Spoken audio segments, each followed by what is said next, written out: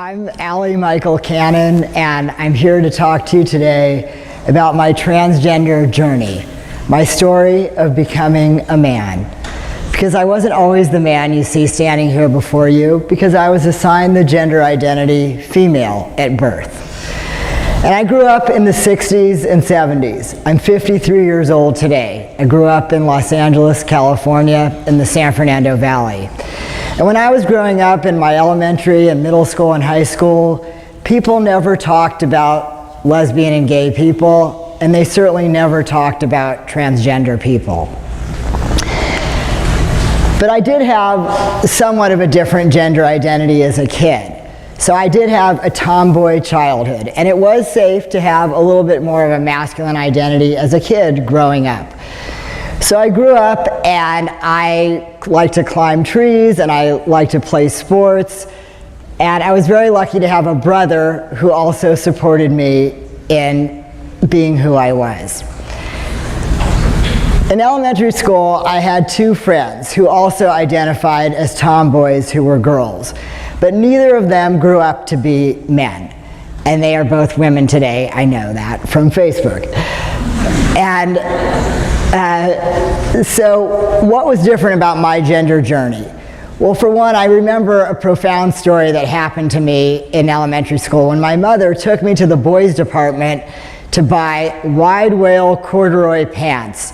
And it was an amazing experience for me because those pants felt like a reflection of my gender. And they allowed me to express myself in addition to my tomboy identity. And it was like I had a reflection of myself by being given that permission. So in elementary school, I felt comfortable in my gender. And I got to climb trees, as I said, and build secret hideouts with my friends. And then when I got to middle school, things became a lot more difficult. The pressure to conform and fit in and perform gender in expectations the way girls would be according to the feminine expression of the time was a lot of pressure for me, and I couldn't conform to that. I didn't have the right clothes. It was really hard for me to fit in. And at my middle school, which for me started in 7th grade, I experienced a lot of ostracization and bullying. In my middle school, girls would gather in the quad at our middle school, and they would form circles.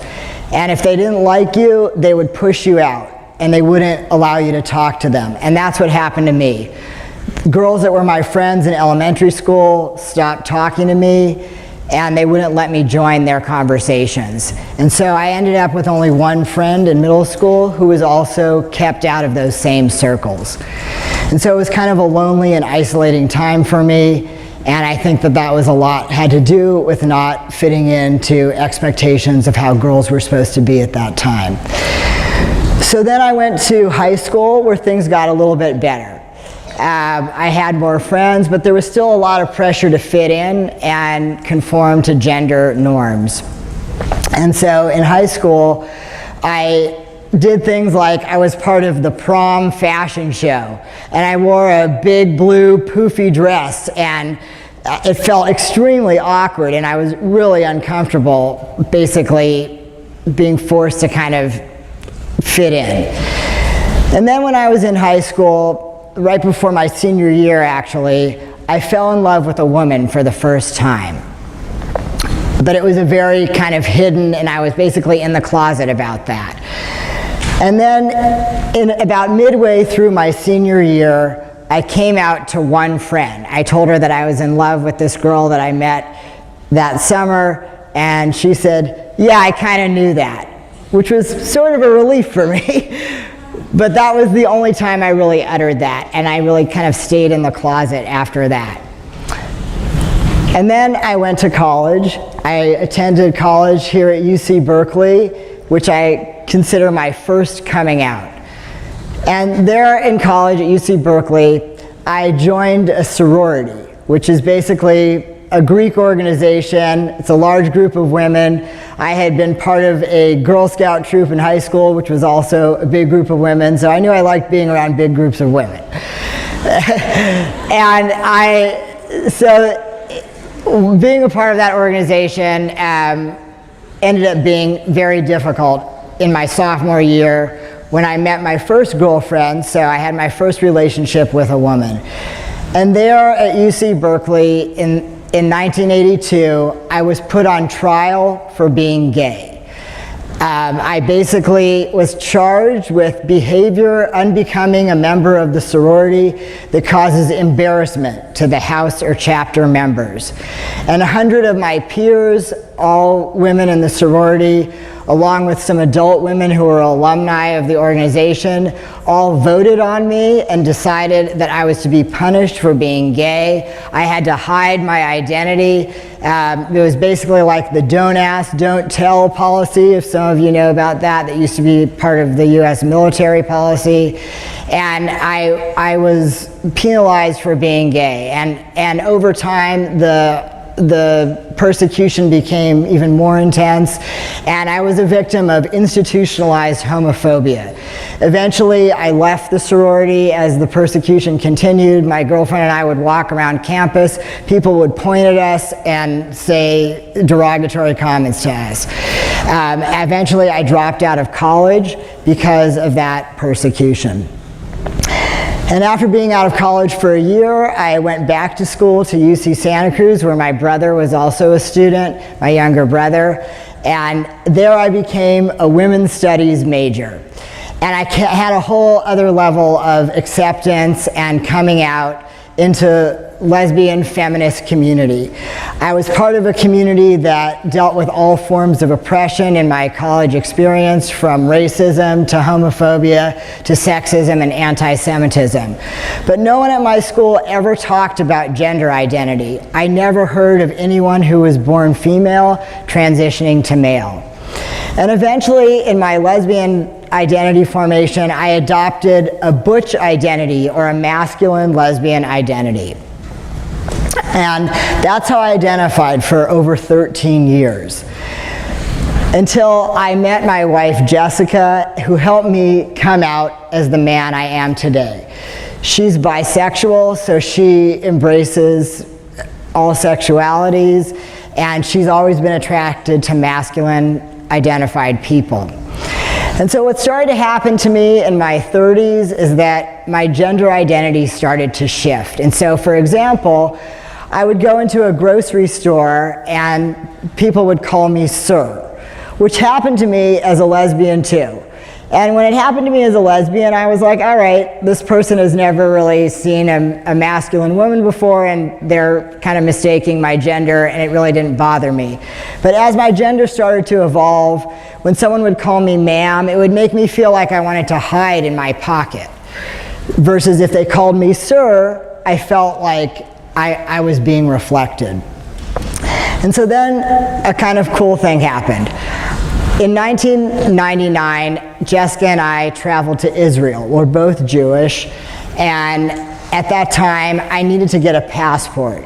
So I applied for a passport, and I submitted my passport application. I checked the female box on my application. I submitted my birth certificate, which at the time said I was female, born female, and I submitted a headshot of myself. And I had a pretty short haircut at the time, kind of a military crew cut, and I sent my application off for my passport, and 6 weeks later, my passport came back with an M on it. So someone in the federal government had decided that I was a man. And this was basically like a mystical experience for me. It was like the universe was trying to tell me something, that I was on a journey to becoming male. So I was starting to question my gender identity, and here I was traveling to Israel with a passport saying that I was a man. So we went to Israel for 3 weeks, and the whole time I was there, I was perceived as male many of the places that we went. As an example of that, in Israel, there are a lot of religious sites that you can visit. And at those sites, they have security checkpoints. And if you're a man, they give you a yarmulke, the little like beanie that Orthodox Jewish men wear on their heads. And if you're a woman, they give you like a wraparound skirt to cover your legs to show modesty, because women have to show that they're modest, kind of similar to Muslim women as well.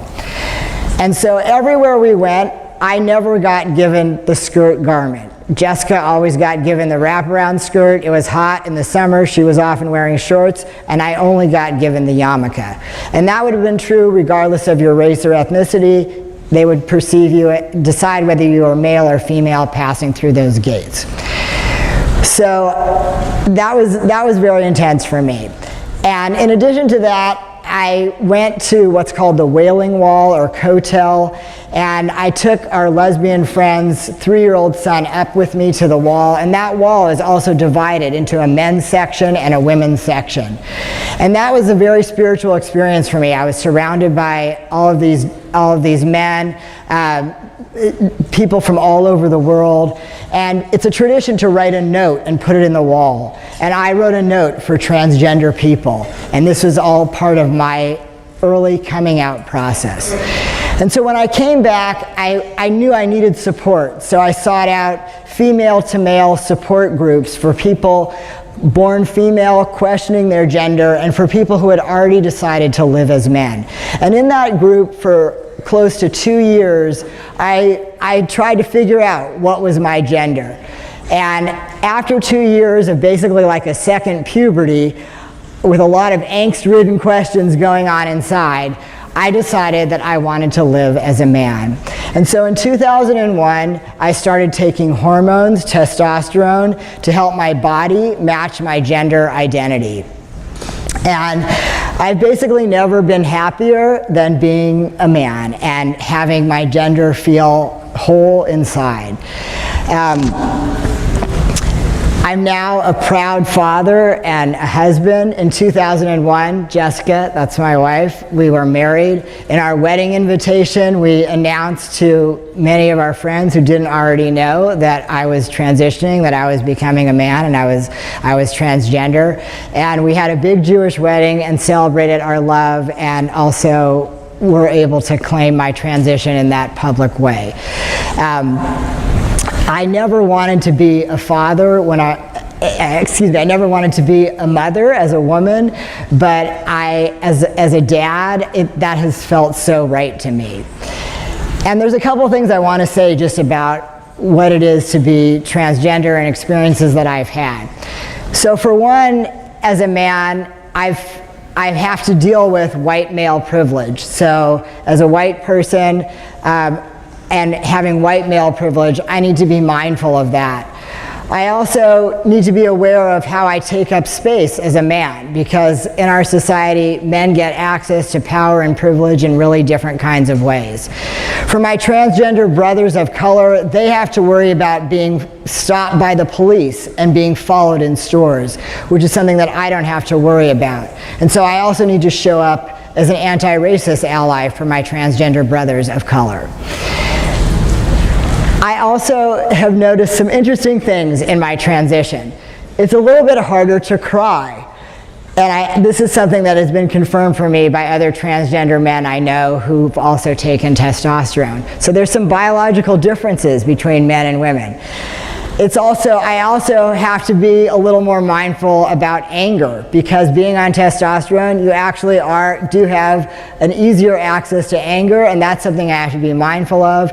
As a feminist man, that's important to me to be aware of being quicker to anger and how I take up space. And so my story is not only my story, it's also my family's story.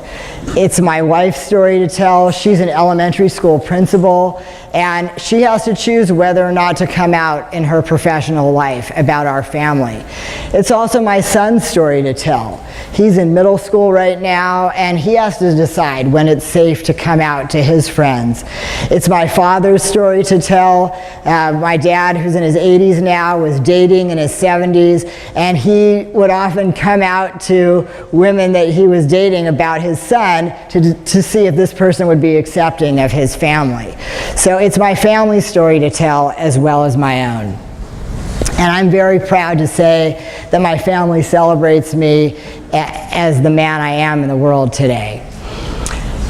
And I'm hoping that by hearing my story here today, you'll be inspired to show up as an ally for transgender people. Most of you aren't going to question your gender identity, but some of you will, and it's become more common in part because of transgender people like myself and my generation and the generation before me and the generation that's coming up now, where more kids are coming out earlier and earlier as gender variant. And you can be an ally by reflecting the pronouns that we want to be called by reflecting the names that transgender people sometimes choose to change our name. And that's a way that you can show up as an ally. You can decide to make your restrooms safe spaces. So it's actually the law here in California under education code that all schools need to be inclusive and welcoming of gender nonconforming people. And one way that you can do that, like some LGBT youth I know made this gender fabulous bathroom at their school. And these are ways that you can help transgender people feel safe and included, not only in restrooms, but in all places of where we are. This is most recently at the LGBT Pride Parade in San Francisco. I went with my family. My kid made a sign. It says, "My mom's bi, my dad's trans, and I'm proud of my family." And I hope that you will join me in that pride and celebration of transgender people. Now is a time where our community is under attack, in part because of how many people have come out, and it's become there's been more awareness and education around transgender lives. So I hope that you will, as I said, be inspired to show up as allies and stand up for transgender people when we need your support and love. So thank you for hearing my story.